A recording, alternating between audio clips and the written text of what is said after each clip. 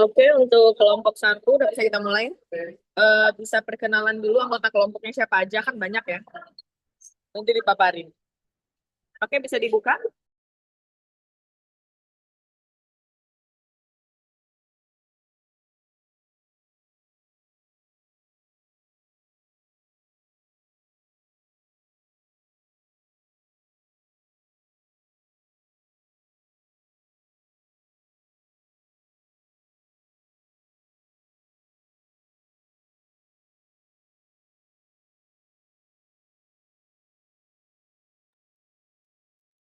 Assalamualaikum warahmatullahi wabarakatuh. Selamat pagi semuanya. Yang terhormat Ibu Apoteker Putih Snaini SPM MPN SCI, selaku dosen pengampu mata kuliah Patofisiologi dan Farmakoterapi 3, Sistem Saraf dan Kesehatan Jiwa. Puji syukur kita panjatkan kepada Allah Subhanahu wa Ta'ala karena atas rahmatnya kita dapat hadir pada kesempatan hari ini dalam keadaan sehat. Perkenalkan, saya selaku moderator akan membantu jalannya presentasi dari kelompok satu. Pada kesempatan ini, kelompok kami akan mempresentasikan makalah yang berjudul Inovasi Obat Kesehatan Jiwa di Era Modern dan Terapi Aman bagi Pasien Penggunaan Obat Psikiatri Rutin. Adapun anggota kelompok kami yaitu saya sendiri, Arin, Muhammad Rafi Azahran, Ismail Natasha, Fitriani Agustin, Amalina Utami Novtrin, Feni Akmalia Alda, Siska Rani, Maimunah, Najwa Karunisa, Salsabila Rifda, dan Zakiatul Fadilah.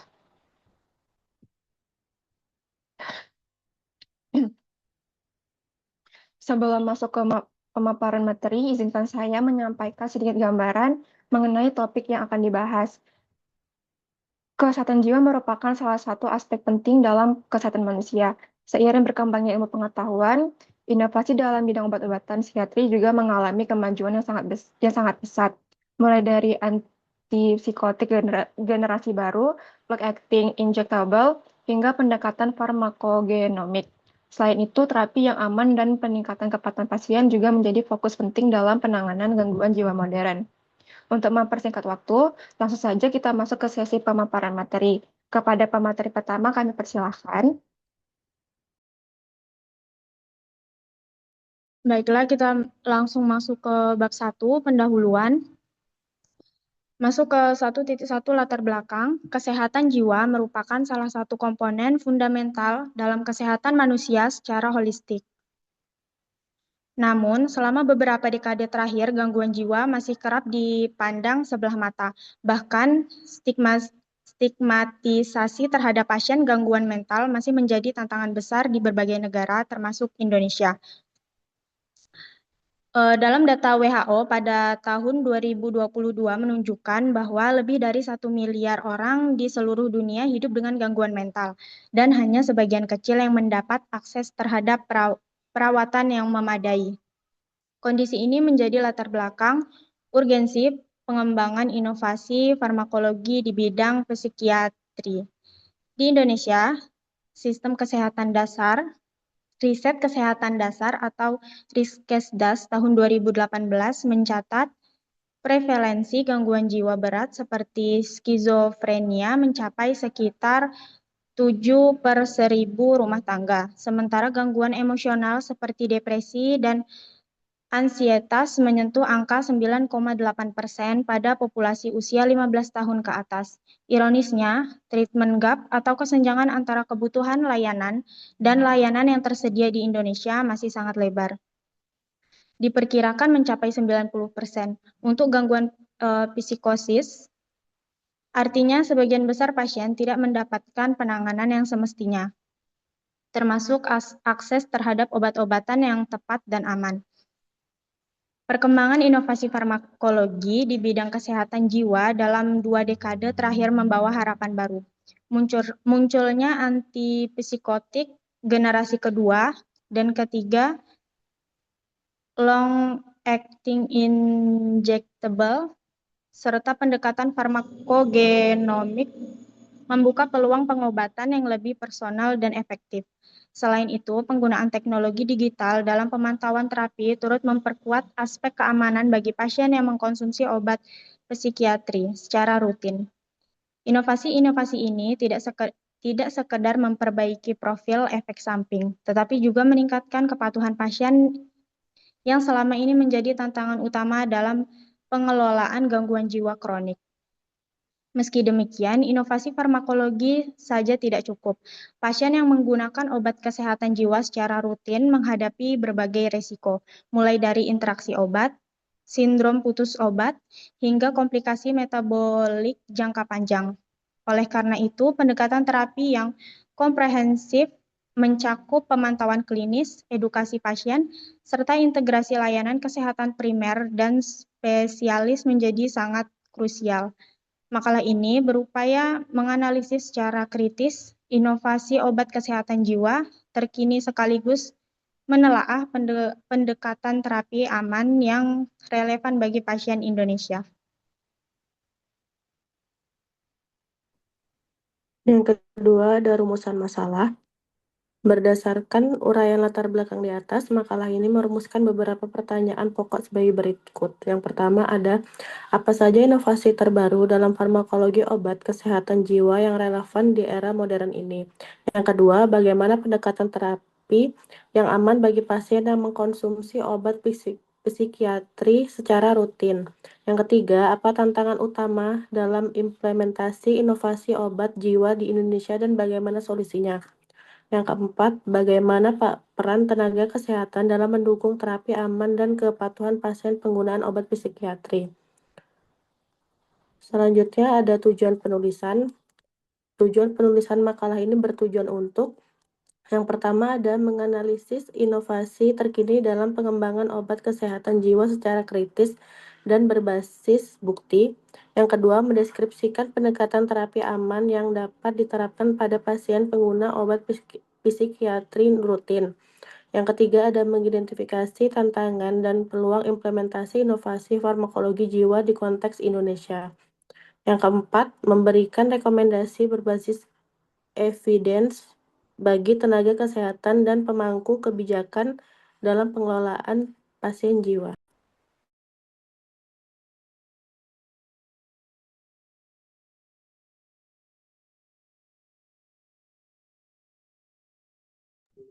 Selanjutnya, bab 2, landasan teori psikofarmakologi adalah cabang ilmu yang mempelajari pengaruh zat-zat kimia terhadap pikiran, perilaku, dan fungsi fisiologis.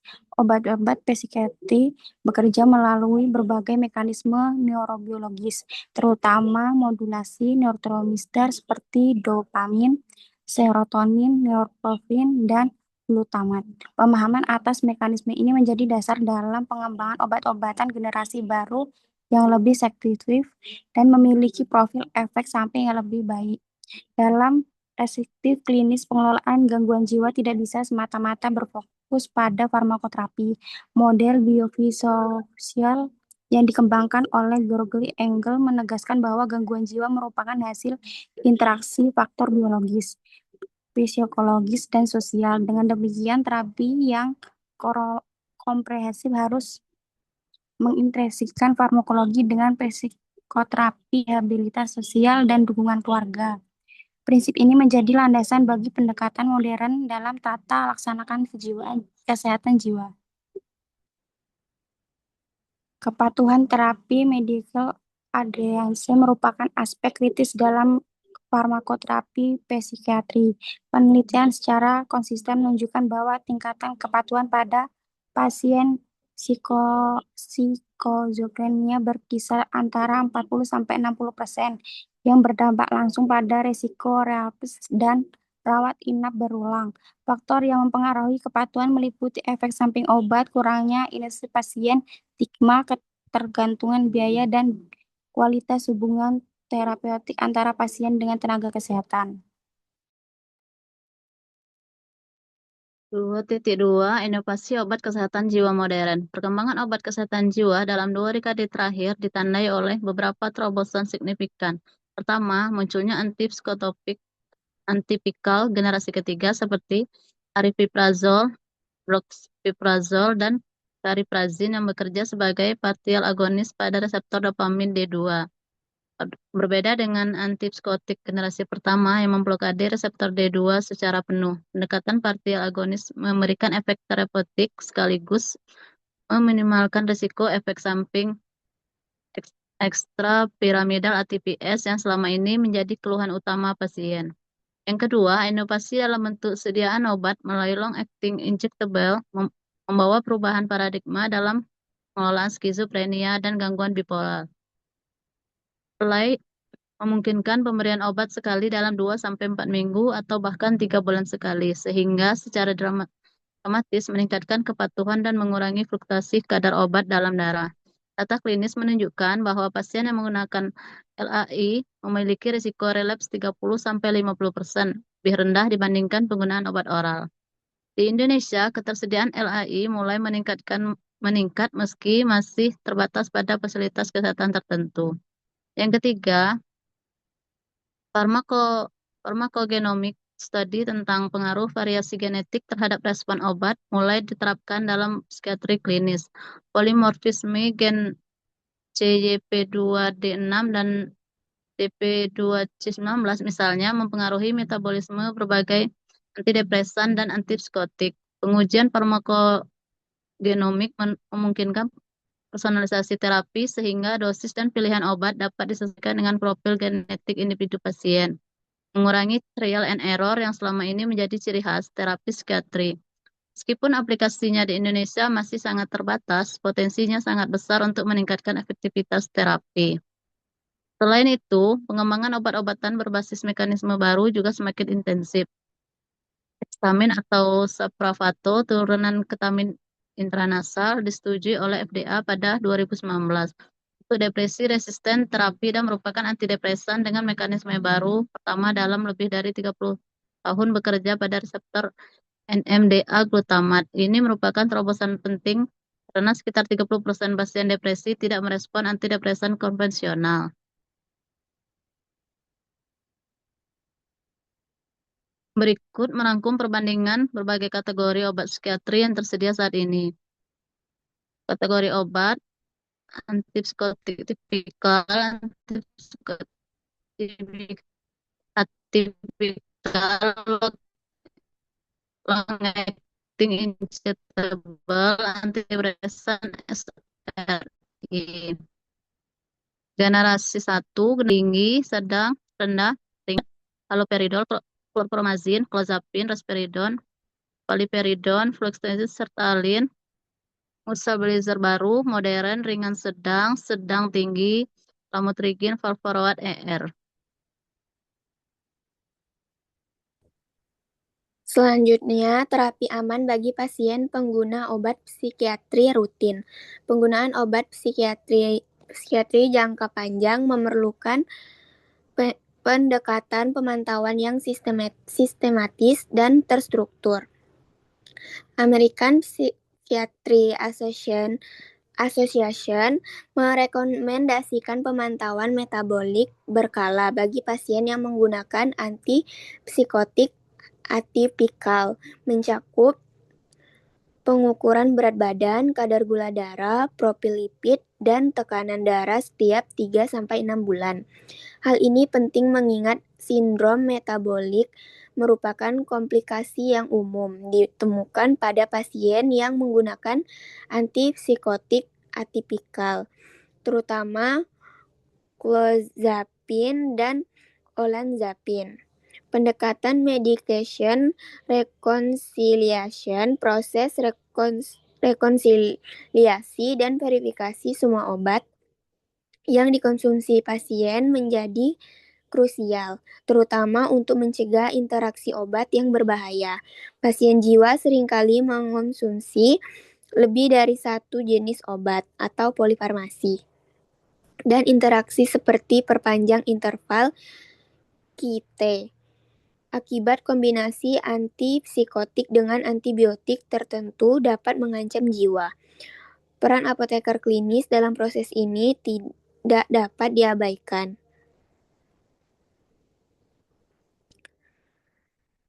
Psikoedukasi merupakan komponen non-farmakologis yang terbukti secara signifikan meningkatkan kepatuhan dan outcome klinis pasien jiwa. Penelitian meta-analisis oleh Xia menunjukkan bahwa psikoedukasi terstruktur dapat menurunkan angka relapse hingga 40% dibandingkan kelompok kontrol. Di Indonesia, program psikoedukasi mulai diintegrasikan dalam layanan poli jiwa rumah sakit umum daerah, meskipun konsistensi pelaksanaannya masih bervariasi.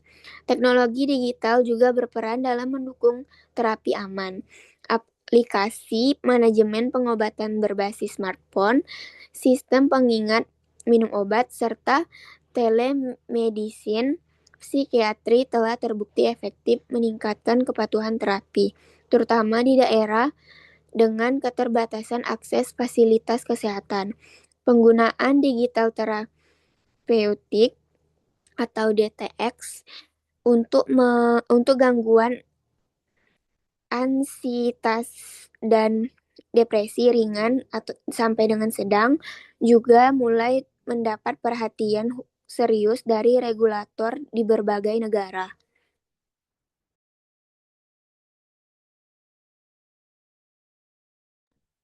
Selanjutnya keempat, konteks Indonesia dan studi kasus. Indonesia menghadapi tantangan kompleks dalam implementasi inovasi farmakoterapi jiwa. Di satu sisi, program Jaminan Kesehatan Nasional atau JKN sejak 2014 telah memperluas akses layanan kesehatan jiwa secara signifikan dengan memasukkan beberapa obat psikiatri ke dalam formulasi nasional. Di sisi lain, distribusi tenaga psikiatri yang sangat tidak merata sekitar 1.053 psikiatri untuk populasi 270 juta jiwa atau per 0,39 per 100.000 penduduk, jauh di bawah standar WHO sebesar 1/100, menjadi hambatan serius Kementerian Kesehatan RI 2021. Sebagai studi kasus program perawatan kesehatan jiwa berbasis masyarakat atau CMHC yang diinisiasikan di Provinsi Jawa Tengah dan di Yogyakarta menunjukkan hasil yang menjanjikan. Program ini mengintegrasikan cerdas kesehatan jiwa komunitas, cara rujukan menjenjang dan pemantauan obat berbasis puskesmas. Data dari Dinas Kesehatan Provinsi Jawa Tengah 2022 menunjukkan bahwa angka kepatuhan minum obat pada pasien psikozomian yang mengikuti program ini meningkat dari 54% menjadi 78% dalam periode 18 bulan. Model ini berpotensi untuk replikasi di daerah lain, termasuk di Bengkulu dan Kalimantan yang memiliki tantangan geografis yang berbeda. Data dan fisiolog berikut menggambarkan perkiraan prevalensi gangguan jiwa utama di Indonesia berdasarkan data Rekinsdes dan proyeksi WHO yang menjadi dasar urgensi pengembangan layanan farmakologi jiwa yang lebih luas dan merata. Selanjutnya, tabel gangguan proporsi pasien per 100 penduduk jumlah psikografinya 400, depresi berat 264, gangguan bipolar 46, asiatis 301, PTSD 28. Data di atas menggambarkan betapa besarnya beban gangguan jiwa di Indonesia. Psikofrenia dan ansietas mendominasi menuntut ketersediaan obat yang tidak hanya efektif tetapi juga terjangkau dan mudah diakses oleh seluruh lapisan masyarakat. Ini menegaskan bahwa inovasi farmakologi harus berjalan seiring dengan penguatan sistem kesehatan jiwa yang secara menyeluruh.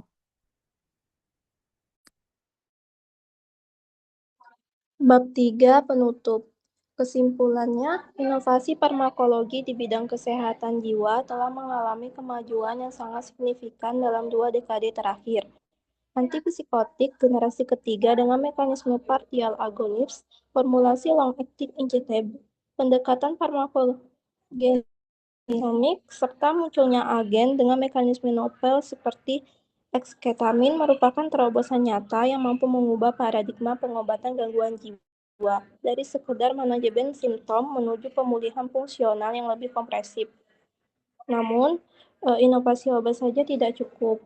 Terapi yang aman bagi pasien penggunaan obat psikiatri rutin mensyaratkan pendekatan multi-pronged, pemantauan metabolik berkala, rekonsiliasi obat yang cermat, psikodedukasi terstruktur, serta pemanfaatan teknologi digital dalam dukungan kepatuhan.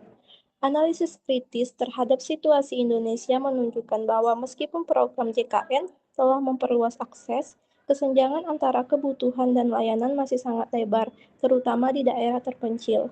Studi kasus program CMHC di Jawa Tengah membuktikan bahwa dengan pendekatan berbasis komunitas yang terstruktur, tingkat kepatuhan pasien dapat meningkatkan secara bermakna. Ini menjadi bukti empiris bahwa sinergi antara inovasi farmakologis dan penguatan sistem layanan kesehatan jiwa komunitas adalah kunci keberhasilan terapi jangka panjang. Saran, berdasarkan analisis yang telah dilakukan, penulis merumuskan beberapa saran yang relevan dan aplikatif.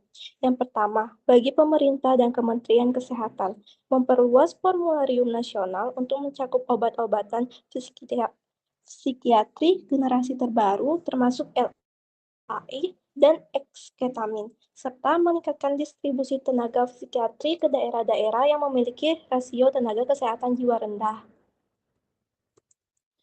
Yang kedua, bagi tenaga kesehatan, mengintegrasikan psikoedukasi sebagai komponen standar dalam setiap kunjungan pasien jiwa, melakukan pemantauan metabolik secara konsisten, dan pemanfaatan platform telemedicine untuk meningkatkan jangkauan layanan. Yang ketiga, bagi institusi pendidikan kesehatan, memasukkan farmakogenomik dan penerapan teknologi digital terapeutis ke dalam kurikulum pendidikan tenaga kesehatan, mengingat kedua bidang ini akan semakin relevan dalam praktik klinis ke depan. Yang keempat, bagi peneliti, mendorong penelitian farmakologi dan psikiatri klinis berbasis populasi Indonesia, mengingat perbedaan etnis dapat mempengaruhi metabolisme dan respon obat secara signifikan.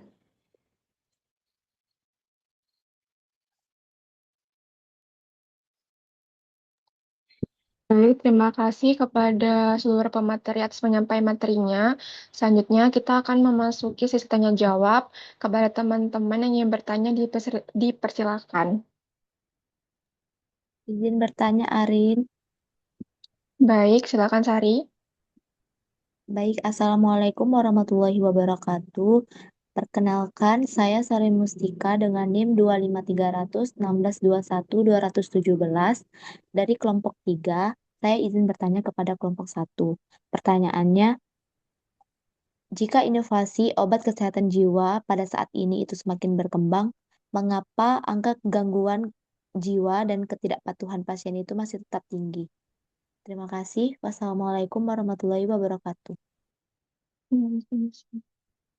Baik, terima kasih Sari atas pertanyaannya. Apakah ada lagi yang ingin bertanya?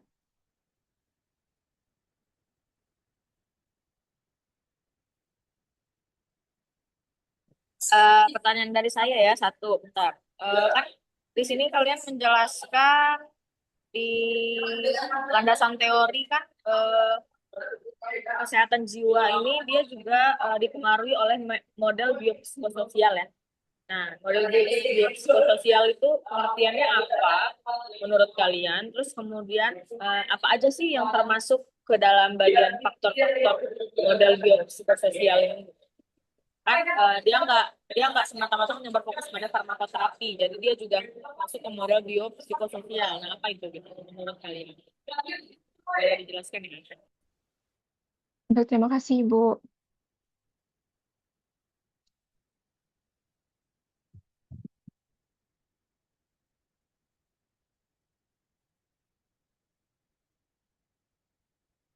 Ada lagi yang ingin bertanya?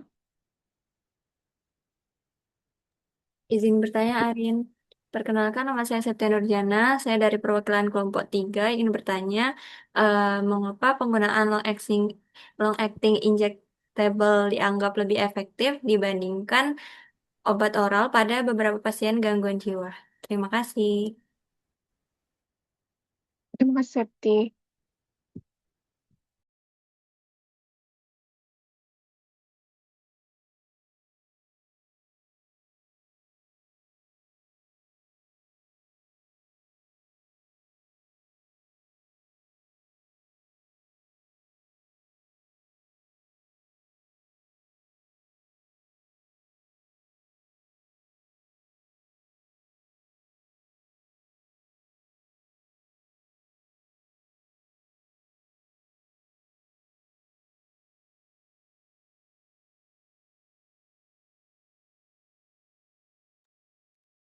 Untuk kelompok 2, ada yang ingin bertanya?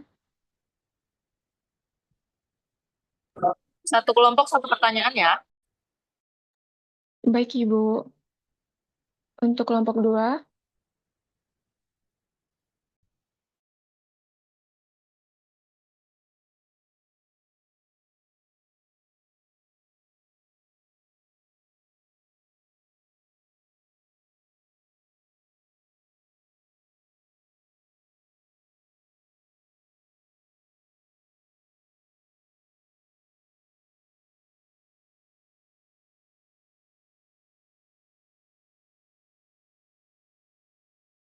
Ayo kelompok 2, perwakilan kelompok 2. Izin bertanya, Arin. silakan Dea. Perkenalkan, saya Damanda Putri, perwakilan dari kelompok 2 ingin bertanya, apa tantangan terbesar penerapan inovasi kesehatan jiwa di Indonesia meskipun teknologi dan obat modern itu sudah tersedia? Apakah pertanyaannya sudah cukup jelas, Arin? Jelas, Dea. Baik, Terima terima kasih. kasih.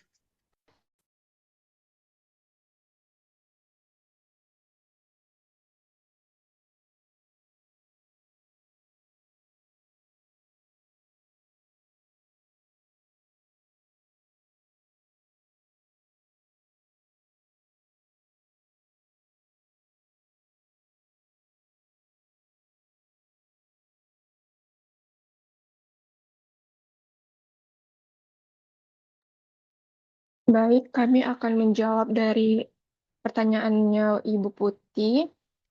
Apa yang dimaksud dengan model biopsikososial dan apa saja faktor-faktornya yang akan dijawab oleh Dila.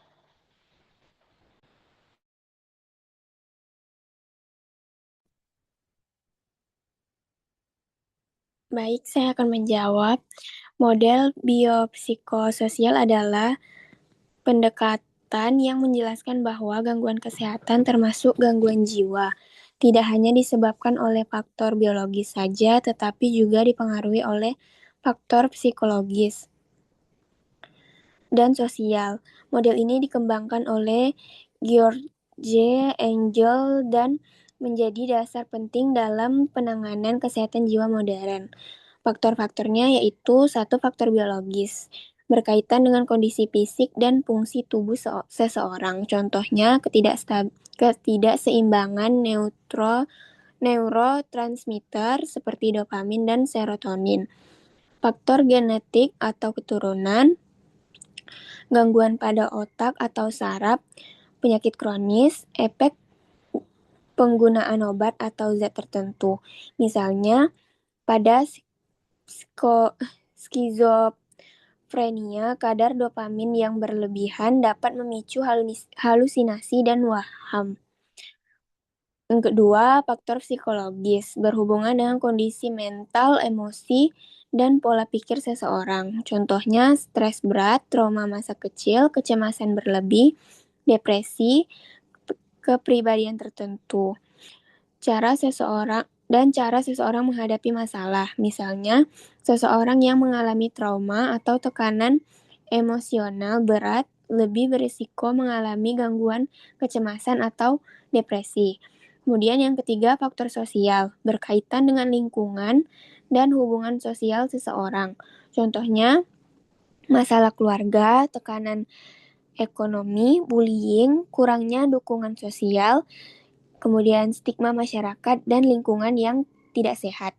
Misalnya, pasien gangguan jiwa yang dikucilkan masyarakat dapat mengalami kondisi yang semakin buruk dan tidak patuh berobat.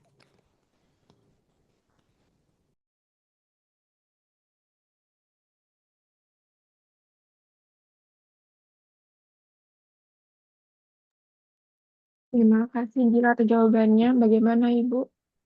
Oke. Oke, ini pertanyaan untuk seluruhnya ya. Nah, kan ini udah dijelaskan sama teman-temannya, biopsikososial. Menarik ya untuk kita bahas di kesehatan jiwa. Dia termasuk dalam faktornya itu ada biologis, psikologis, dan sosial. Nah, menurut kalian siapa aja deh, boleh bebas jawab ya, nggak harus kelompok satu. sebenarnya kesehatan jiwa itu yang paling mempengaruhi dari 3 faktor ini tadi, dari biopsikososial ini tadi, biologis, psikologis, sosial. Yang mana yang urutan nomor 1 sampai nomor 3. Yang paling mempengaruhi sampai yang dia hanya, jadi kan otomatis pasti faktor ini ada yang paling mempengaruhi langsung mutlak, terus kemudian 2-nya pasti mengikuti ya. Terus ada juga mungkin memang yang psikologis, tapi yang satu faktor itu yang mempengaruhi, cuman pasti 2 faktor ini pasti pendukung. Nah, menurut kalian, kalau kita urut dari nomor 1 sampai 3, yang mana lebih yang mempengaruhi dari 3 ini, dari nomor 1 sampai yang ketiga? Dari biologis, psikologis, dan sosial. Siapa aja boleh jawab?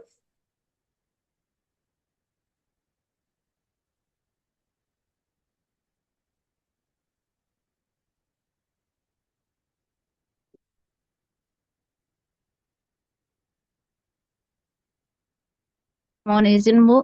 Nah, Eh, boleh menjawab. Yang pertama itu faktor biologis, yaitu dari faktor genetik dan keturunan. Yang kedua, faktor sosial, itu masalah tentang pergaulannya. Terus yang ketiga tentang psikologis, Bu. ada yang lain? Izin menjawab boleh, Ibu? Boleh. Baik, izin menjawab.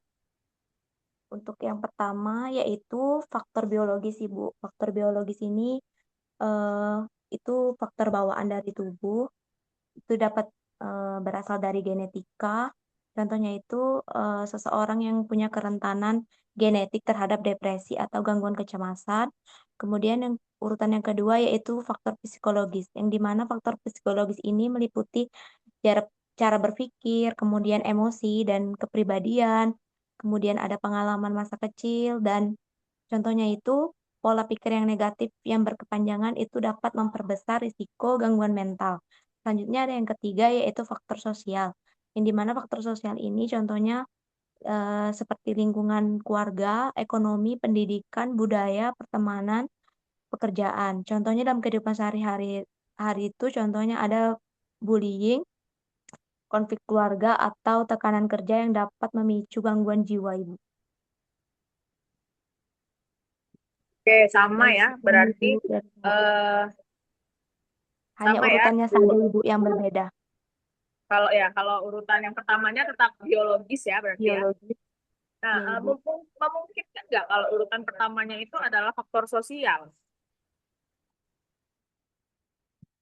Ada nggak yang berpendapat kalau faktor utama itu adalah faktor sosial, baru kemudian biologis dan psikologis atau psikologis dan biologis yang mengikuti?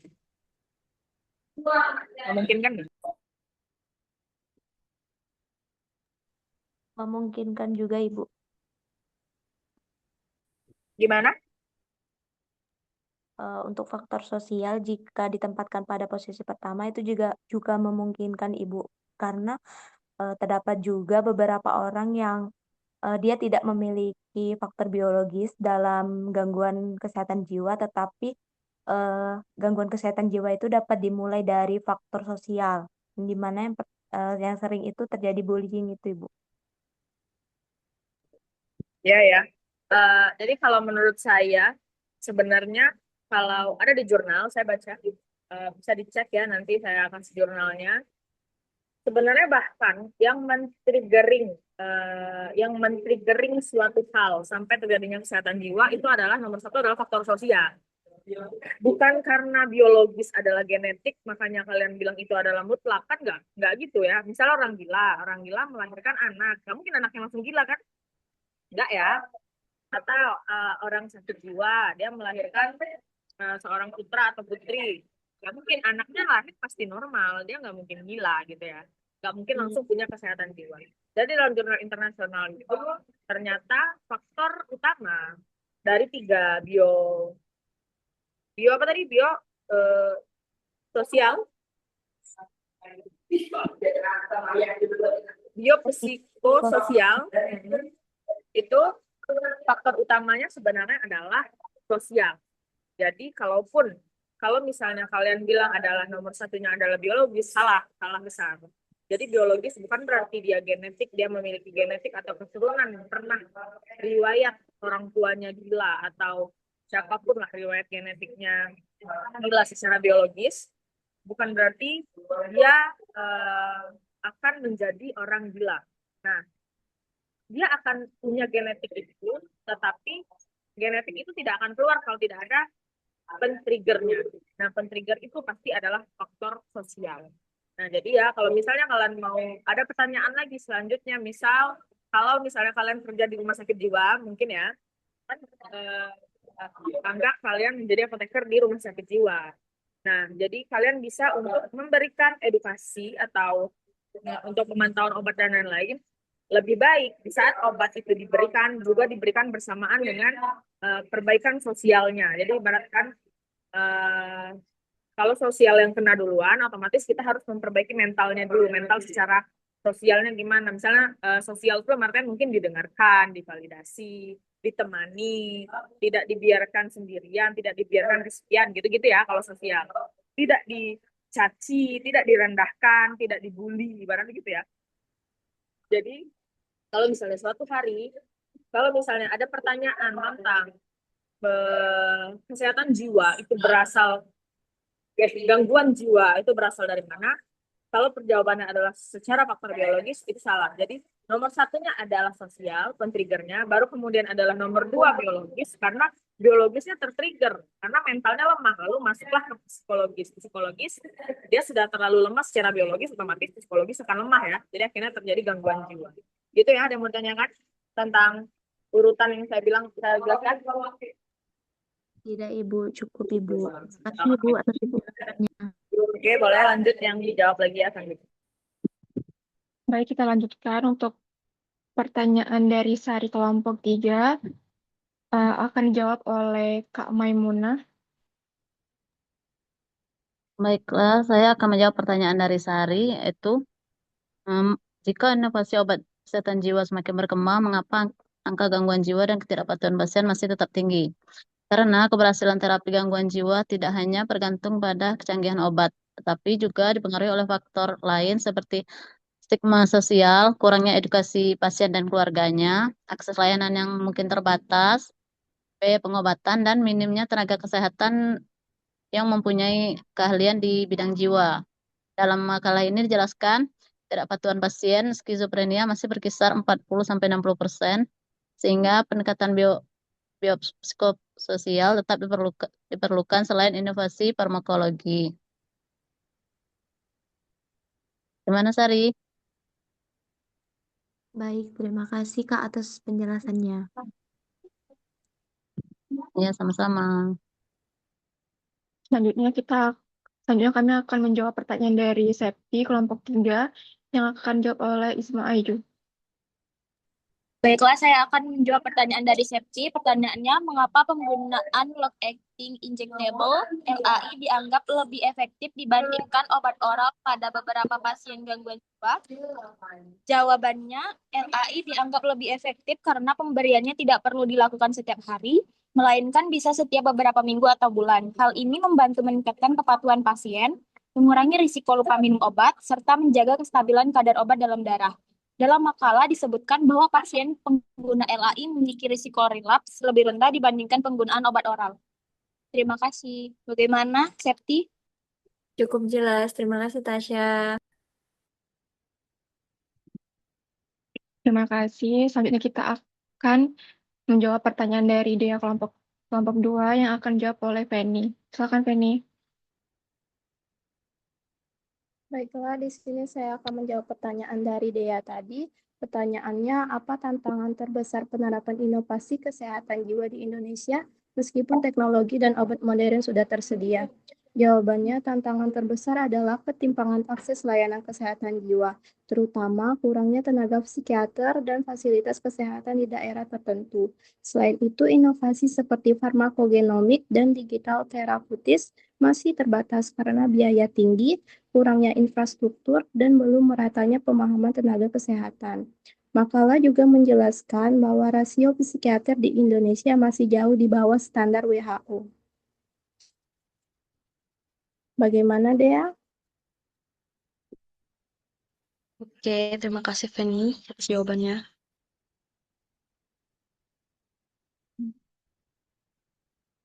Terima kasih kepada teman-teman yang telah bertanya dan menjawab.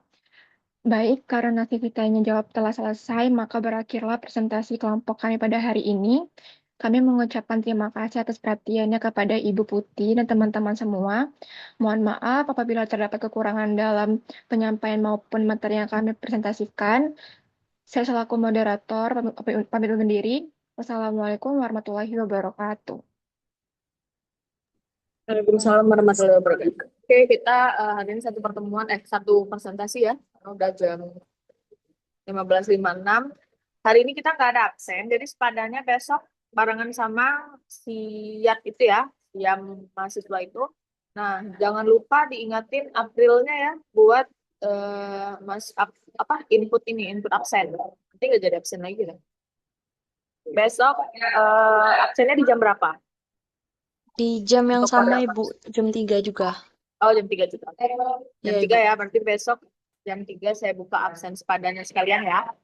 Nanti langsung di absen semua teman-temannya. Ini kan 25 orang ya. Yang lain hadir berapa orang? Boleh dikirim ke saya ya untuk koordinator yang sisa yang nggak hadir di Zoom hari ini. Jadi biar bisa saya input pada besok.